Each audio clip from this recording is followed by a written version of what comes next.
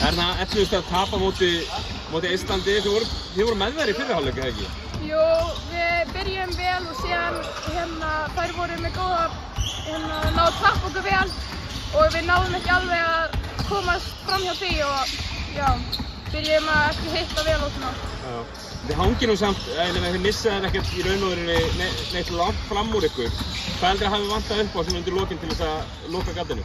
Bara spila betur saman í sókn og hjálpa okkur annari meira og halda manninn fyrir fram að sig. Já.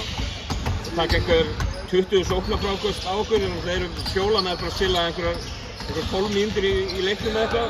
Það er svolítið erfitt að þeirra vantar svona stórleikmenn undir körfuna. Já, og líka þær voru með eina mjög stóra sem var bara erfitt að ýta út á teignum og þær voru duglegar, við vorum ekki duglegar að stíga út og við þurfum bara að laga það fyrir næsta leik. Þú hittir á nokkuð góðan skotleik í dag, allavega í svona fyrri hálfleikum og lengi vel framan af. Hlýtur að vera leiðilegt að hitta á svoleiðis leik í tapi?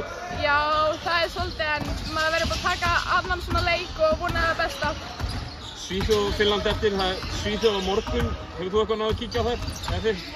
Nei, en við veitum að þær eru mjög sterkar og við förum og skoðum þær aðeins betur á morgun. Já, frábært. Bestu þakkir, gangið vel.